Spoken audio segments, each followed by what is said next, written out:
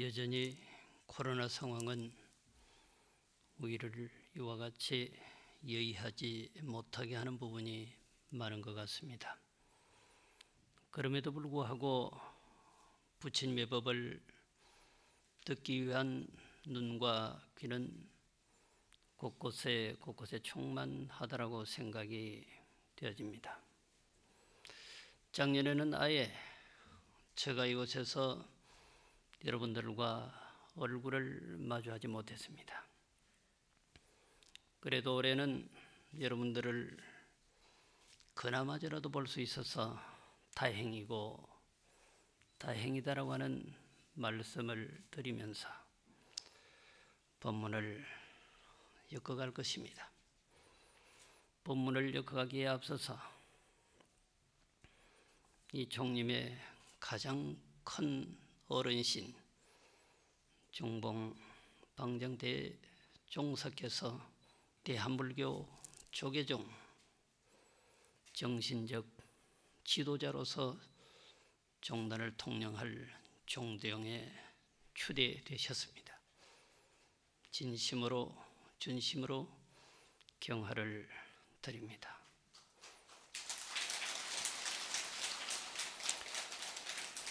산중의 정계 대화상, 그리고 유런의 윤화 스님, 원장 스님, 강원의 강주 스님, 그리고 유런의 유런장 스님, 그리고 특히 종무 행정을 누구보다도 일선에서 리드하고 계시는 주지 스님,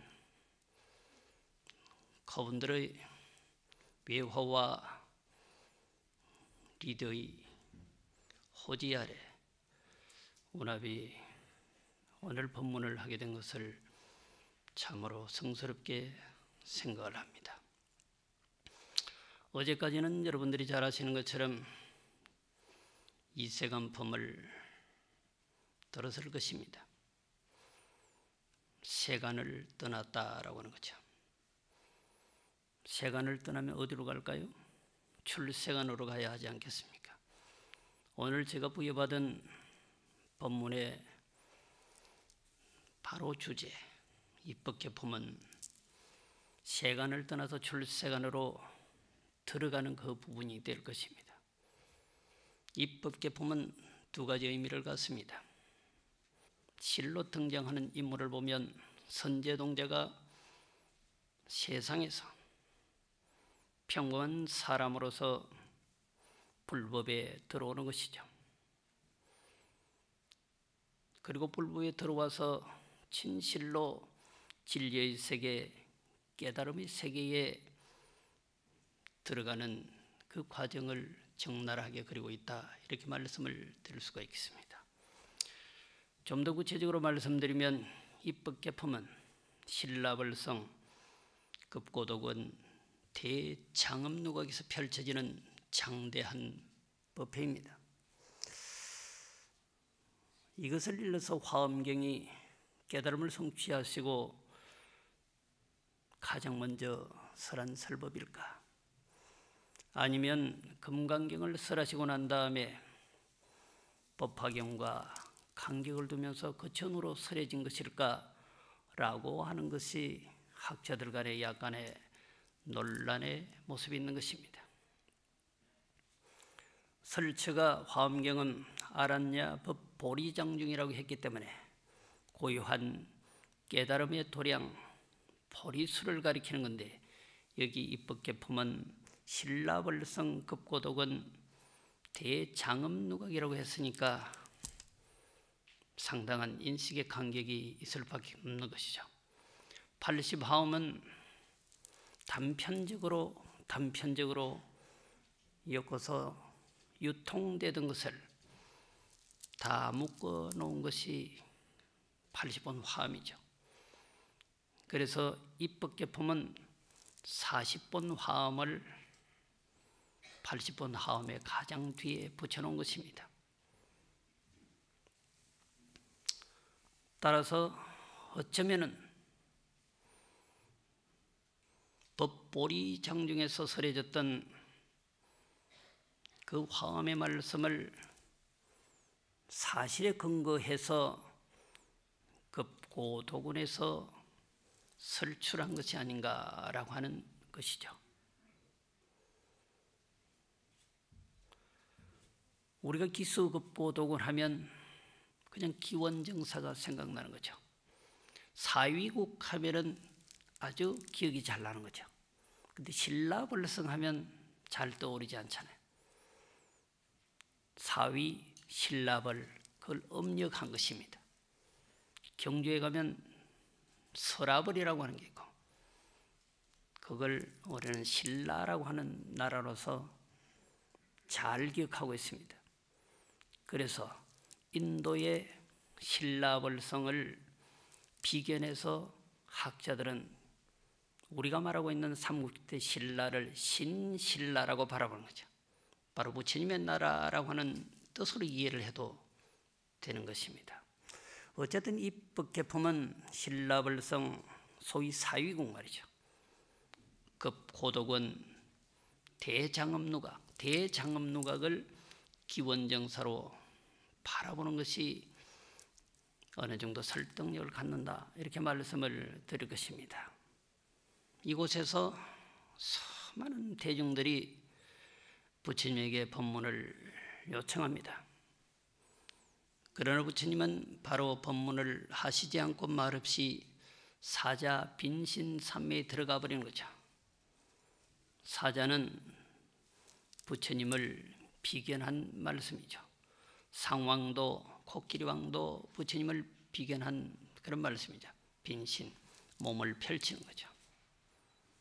뭔가 새로운 동작을 위해서 몸을 펼치는 것입니다. 포효를 하기 위한 기본 동작일까요? 그런 모습으로 삼매에 들어갔다. 삼매에 들어갔다라고 하는 것은 마치 사자가 뭔가 하기 위해서 기본 동작을 펼친 건데, 이 삼매에 들어가셨다라고 하는 것은 화엄경의 말씀을 하시기 위해서 기본적 동작을 펼친 것이죠. 잠시 전에 여러분들은 잠시 입정이 있겠습니다 하였습니다. 제가 법문을 하기 위한 전제 조건하에 입정을 하신 거죠. 사자 빈신 삼매도 바로 화엄을 설하기 위해서 삼매에 드신 것이죠. 그런데 부처님이 삼매에 들어가시니까 그 신라벌 대장엄누각이 장대하게 커져버리는 것입니다. 마치 풍선에 수소를 집어넣으니까 풍선이 커지듯이. 실로 그랬을까요? 착시 현상일까요? 어쨌든 경전은 그렇게 기록합니다. 부처님이 사자빈신 삼매에 들어가니까 바로 그곳이 장대하게 커져버린다고 말했습니다. 그때 그것을 본 대중이 가히 말할 수 없는 감회와 찬탄에 젖어들게 됩니다. 그 수많은 대중 가운데 그러한 모습을 주체하지 못한 법계차별 원지 신통왕보살이 희유한 감정을 이와 같이 개성으로 얽게 됩니다. 합장하시겠습니다.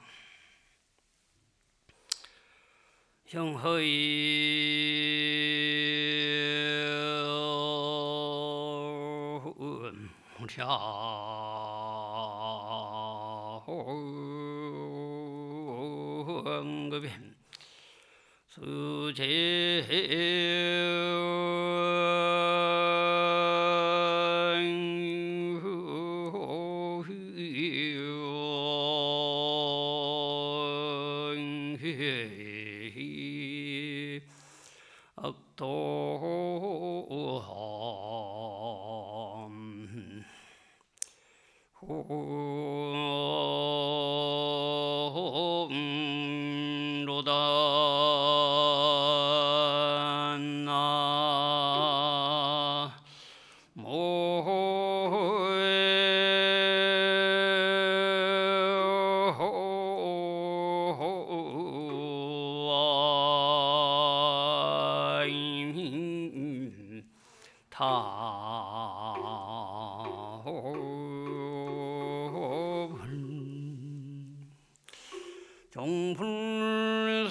하고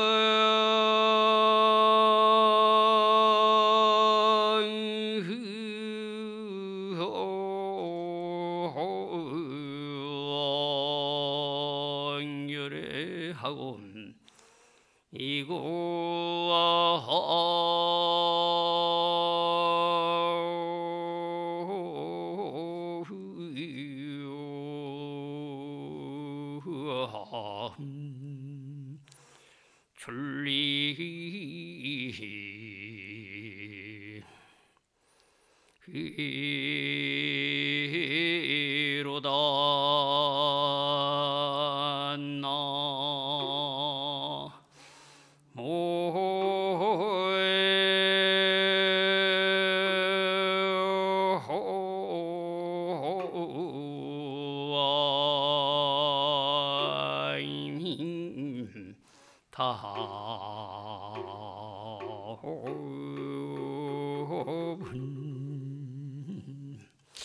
그 신기한 장면을 보고 수많은 사람들이 감동을 하는데, 그 중에서 법계 차별 원지 신통왕보살이 당신의 감정을 이와 같이 토로한 거죠. 한순간 길을 가다가 다른 모습을 보고 내 마음이 한껏 빠지면 우리는 어떻게 표현해야 될까요? 모든 사람들은 그와 같은 감정이 있는 거죠.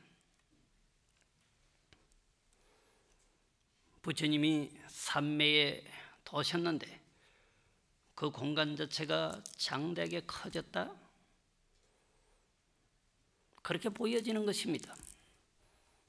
실로 영축청님이 현재 상태에 장대하게 커졌다, 실로 커진 건가, 내가 그렇게 보는 건가 말이죠. 이렇게 봤던 저렇게 봤던 모든 청중들은 그러한 현상을 보게 된 거죠. 그래서 그러한 감경을 목격하시고 이와 같은 개송을 읊은 것입니다. 원지신통왕 보살이 영업무량급에 차라리 한량없는 급이라.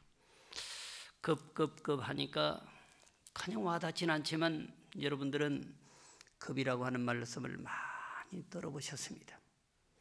저는 화엄경을 번역하면서 이 급을 어떻게 번역할까, 세월이라고 번역을 했습니다. 100권 정도 나와야 하니까 처음에 세월이라고 했다가 뒤에 가서 급이라고 할 수도 있습니다. 워낙 길기 때문에 일괄성을 최대한 가졌지만 간혹은 급이라고 앞뒤 문장상 그렇게도 표현할 수도 있고 번역했을 수도 있는데 최대한 세월이라고 표현을 했습니다. 모를까 봐 가로 열고 급이라고 쓰고 가로 닫고, 한량없는 세월토록 그 말이죠. 수제악도고 원정, 수많은 악도의 고통을 받을지언정, 한량없는 세월토록 수많은 악도가 뭘까요? 기본적으로 삼악도, 사악도라고 그러죠. 지옥악의 축생, 아수라까지. 인간이 바라봤을 때 이것도 고통의 세계죠. 축생에게 물어봐야 합니다. 당신의 삶이 고통스럽습니까? 노루에게, 고라니에게 물어봐야 하겠죠. 그래서 보편적으로는 의외로 인지 능력이 떨어지는 동물들이 그 세계에 더 만족하는 거죠. 미충은 화장실의 세계가 좋다고 할 것입니다. 만족하는 삶이라고 하는 것은 참으로 위대한 것이죠. 그러나 인간의 입장에서, 특히 깨달은 성자의 입장에서 바라보면 지옥악의 축생은 고통의 세계잖아요. 헤어나와야 되는 그런 세계죠. 들어가야 되는 세계는 아니죠. 적어도 인간 세상이나 천상 세계는 들어갈 세계지만 사막도의 세계는 들어갈 곳은 아니죠. 나와야 될 곳이죠. 여기서는 차라리 한량없는 세월터로 사막도의 고통을 끝없이 받을지언정 정불사열하고 끝내 열애를 버리고 부처님을 버리고 이구어출리로다. 저 사막도의 고통에서 벗어날 그런 길을 구하지 않겠다. 어떤 신하가 그랬던가요? 폐하를 모시고 살 수만 있다면 썩은 쥐를 물고 있어도 그 길을 갈 것입니다. 그런 충정은 없겠죠. 차라리 한량없는 고통을 받는다 하더라도 부처님만 계신다면, 부처님을 모실 수 있다면 그 길을 선택하겠습니다. 그 길이 지옥이라도 좋습니다. 그 길이 축생의 길이라도 좋습니다. 그 길이 아수라의 길이라도 그렇게 할 것입니다 라고 하는 논리입니다. 입법계품은 이렇게 표현하죠. 보조법계경을 설하셨다. 보조법계경. 널리 법계를 비춘다. 어떻게 하면 법계를 비출 수 있을 것인가? 대체 법계는 뭔가 말이죠. 다르게 말하면 바로 화엄경을 설하셨다. 이렇게 말씀을 드릴 수 있고 그렇게 이해하시면 됩니다. 그때 바로 희한한 인연을 마다하게 되는데 선제동자가 500동남 동료와 함께 복성동 대탑에 도착을 하죠. 이미 문수보살이 그곳에서 보조법계경, 꼭 화엄경을 강설하신다고 하는 말씀을 들었던 거죠. 그리고는 500동남 동료와 더불어서 함께 선제가 그곳으로 오게 되는 것입니다. 그때 문수보살이 마치 선제를 기다리기라도 했다는 듯이 아주 반갑게 맞이합니다. 마치 만들어 놓은 그런 일 같잖아요. 절묘하게 세팅해 놓은 것 같잖아요. 우연은 없습니다. 필연인 거죠. 대탑 묘처에서 두 분이 만날 수밖에 없는 필연인 거죠. 우연은 절대로 존재하지 않습니다. 불교는 우연은 없습니다. 인과의 원리는 적나라한 것입니다. 마치 기다리기라도 했다는 듯이 반갑게 맞이하면서 문수보살이 선제동자를 향해서 이와 같은 개성을 읊으십니다. 자, 합장하시겠습니다. 선제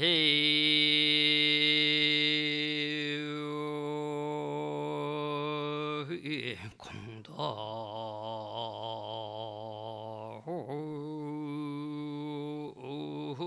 정의한 능대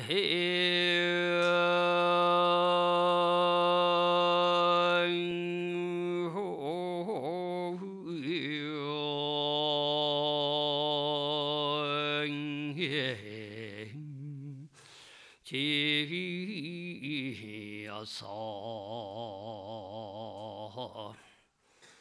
오로다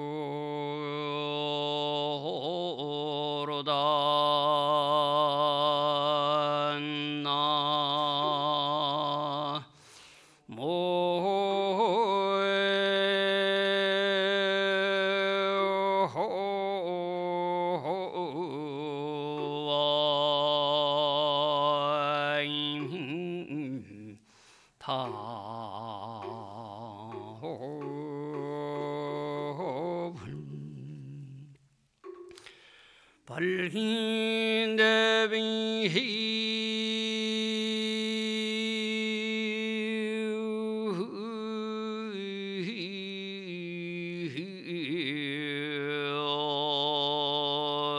심하얀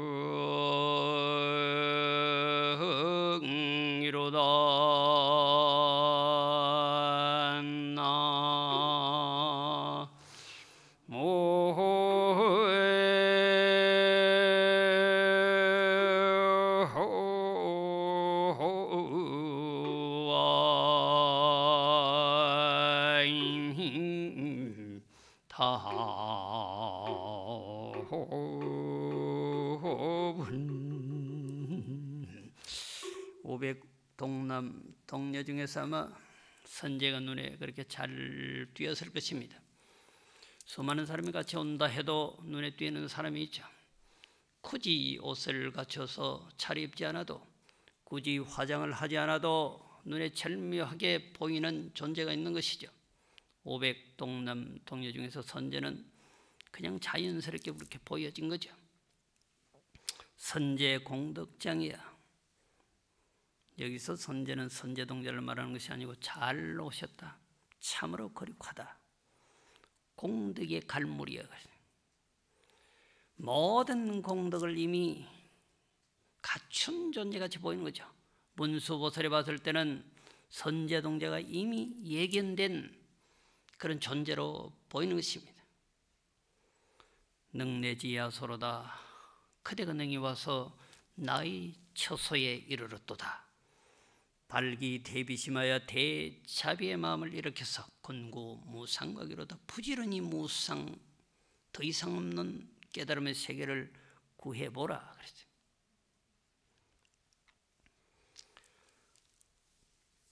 어쩌면 이 한 개송의 말씀이 모든 것을 다 말해버렸는지도 모릅니다. 그 본문을 듣고 선제가 적시에 보리심을 일으키죠. 발안욕따라 삼맥 삼보리심을 일으키는 것이죠. 최고가는 깨달음의 마음을 그때 일으킵니다. 단순히 법신과 색신과 변제 등의 말씀을 했다라고 저는 여러분들에게 말씀을 드립니다마는 엄청난 양으로 계속 반복해서 말씀을 합니다. 그때 선제동자가 바로 보리심을 일으키는 거죠. 보리심을 일으켰다고 뭐 견성을 하거나 부처님이 된 건 아니잖아요. 이제 마음을 일으킨 거죠. 내 그 길로 가야지. 깨달음의 마음을 일으킨 것입니다. 이와 같이 문수의 법신, 색신, 변제 등에 대한 법문을 듣고 발심을 하니까 문수보살이 선제에게 이와 같이 말씀을 합니다. 일체 취지를 성취하려고 하면 선지식을 의지하고 믿고 절대로 따라야 한다 그래요. 보리심을 일으켜서 확실히 일으킨 것이 보여. 일체 지혜의 지혜를 성취하려고 하면 어떻게 해야 하나 말이에요. 선지식을 의지해야 되고, 그 선지식을 의지해서 믿고 절대적으로 복종하고 수행해야 한다라고 하는 말이었습니다. 부처님의 경전을 살펴보다 보면 범성이라고 지칭되는 말이 많이 나오지만 사실은 그 이후에 부처라고 하는 말이 계속 등장하는 거죠. 성인의 단계가 아니라 부처의 단계, 이건 완전히 다른 것입니다. 경전상은 십지보살을 십성이라고 말하죠. 그리고 등각, 묘각의 세계를 지나서 부처의 세계를 말하고 있는 거죠. 성자의 수준은 소성의 교례로 말하면 비비상처천 정도 간 겁니다. 3계 안에 존재하는 거죠. 욕계, 색계, 무색계 마지막 하늘 비비상처천에 간 걸 말하는 거죠. 그런데 부처는 비비상처천의 세계를 뛰어넘어 바로 부처의 세계에 가신 분이 3계를 초출했다 이렇게 말하는 거죠. 선제가 53선지식을 역참하면서 끝내 깨달음을 얻는 것은 우리도 어쩌면 그런 선지식을 의지해서 선제처럼 보리의 세계로 걸어가야 된다고 하는 전제의 논리가 있을 것입니다. 선제동자는 문수의 말을 믿었습니다. 그 문수보살의 말을 믿고 일러주는 대로 걸어서 남쪽으로, 흔히 남행 이 길을 걸어가는 것이죠. 자, 여기서부터 쭉쭉 남쪽으로 성락국이라고 하는 나라가 있고, 거기에 가면 드군이라고 하는 비구 스님이 있는데 거기 가서 어떻게 하면 일체의 지지를 얻을 수 있는가라고 물어보라고 했어요. 그래서 갔어. 덕운 스님을 만났습니다. 발보리심자는, 보리심을 일으킨 자는 운하학 보살행하며 운하서 보살행, 어떻게 보살행을 배우고 어떻게 보살행을 닦아야 합니까? 물었다.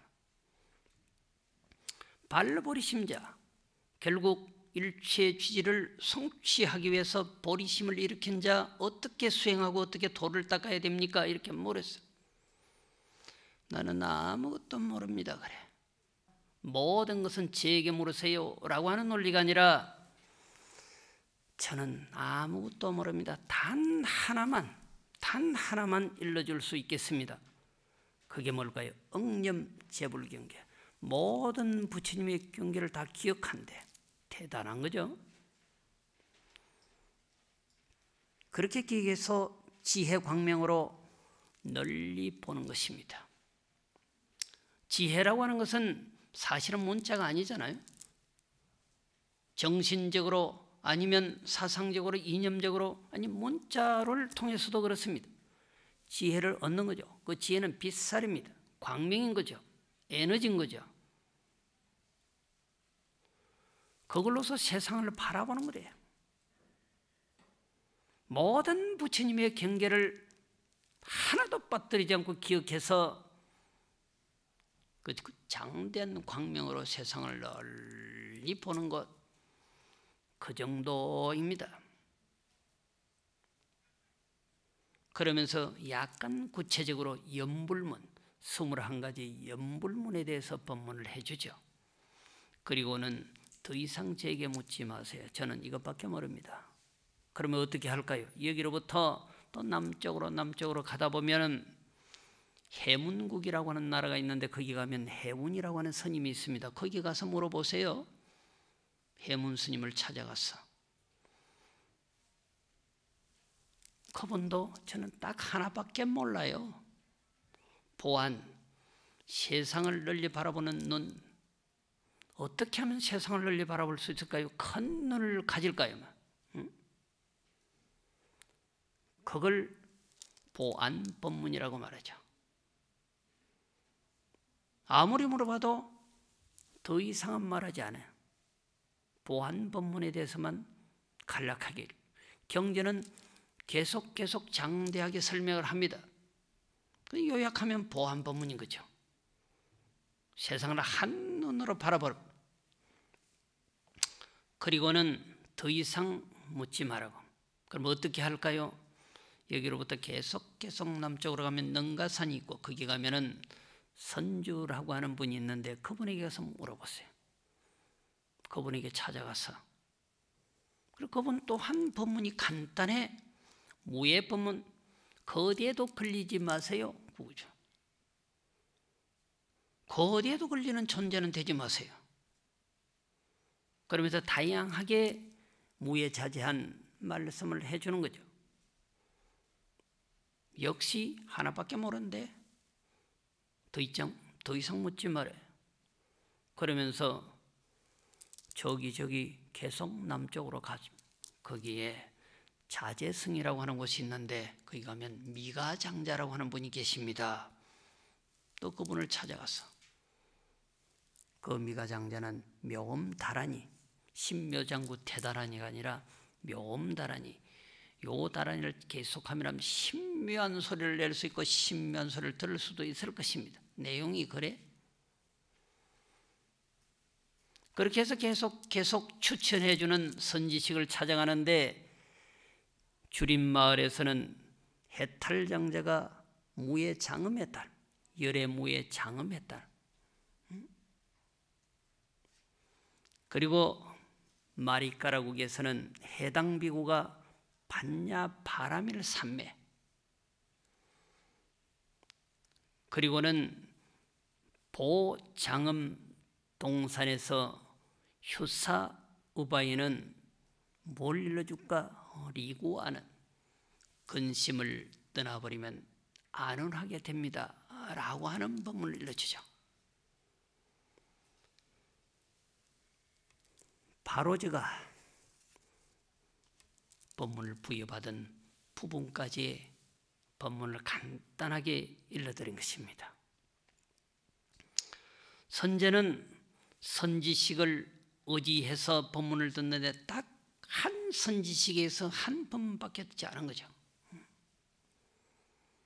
단 한 가지 법문만 들은 거죠. 그냥 눈을 산으로 강으로 우리 스스로 한번 돌려보시면 그곳에는 나보다 나은 것이 충만함을 볼 수 있는 것입니다. 산에도 들에도 강에도 바다에도 나보다 나은 것은 넘쳐 흐르는 거죠. 그곳에서 하나라도 나보다 나은 것을 배울 수 있다고 한다면 그 모두는 다 나의 선지식일 것입니다. 상대의 단점을 보는 것이 아니라 상대의 장점을 볼 수 있다면 그것이 바로 우리의 선지식이라고 생각을 합니다. 여러분들이 잘 아는 무착은 삼형제의 맏형이었습니다. 두 번째가 사자각이고 세 번째가 잘 아는 세친인데, 무착보살도 그랬듯이 소승불교에 한껏 빠졌다가 대성으로 회심을 했죠. 대성으로 회심을 해서 보니까 소승에만 빠져서 대성을 비방한 것이 그렇게 안타스러웠어. 그런데 여전히 당신의 막내 동생인 세친보살 역시 소승의 불교에만 빠져서 대성을 가차없이 비판했거든. 청량국사 화엄경 서초 제가 번역한 역주한 제9권체에는 이렇게 기억합니다. 세친은 아주 예리한 성성어도 같은 그런 지혜가 있고 삼단의 능통에 따라 삼단이라고 하는 것은 문자에 또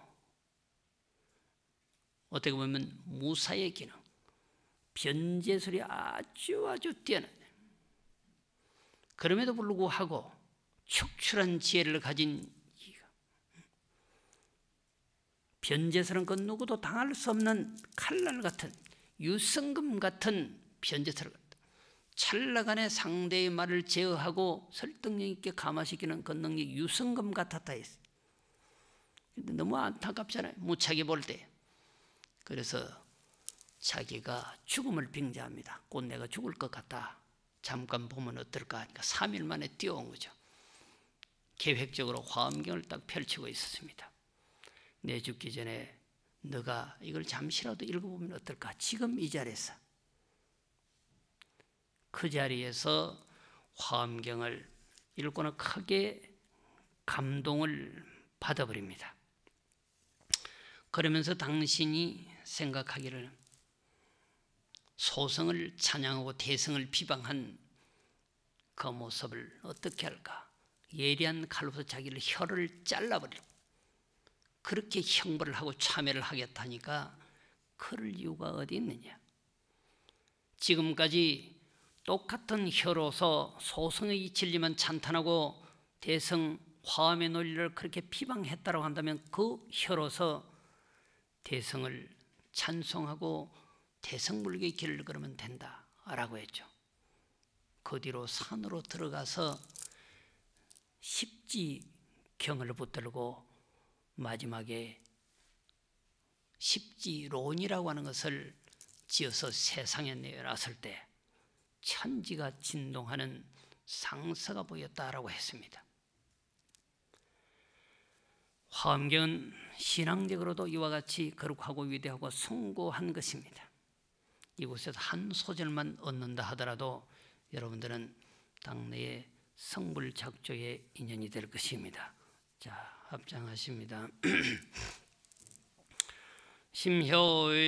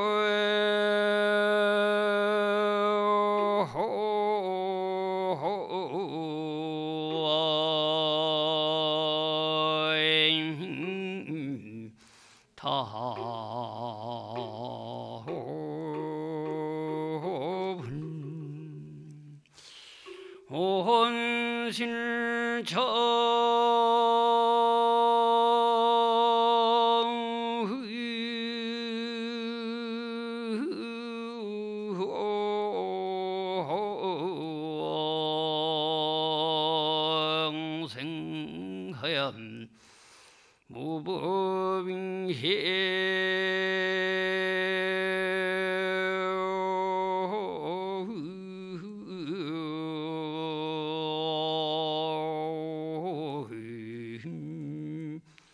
부조함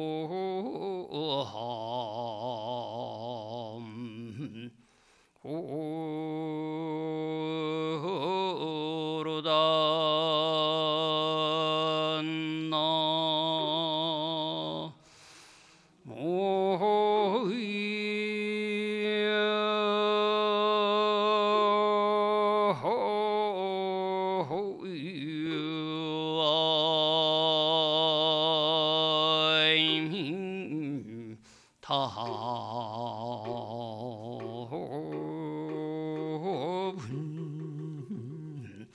심지어 공화사의 마음이라고 하는 것은 그림을 잘 그리는 화가와 같아서 능화 제3세간이로다. 능히 모든 세간의 모습을 잘 그려낸다.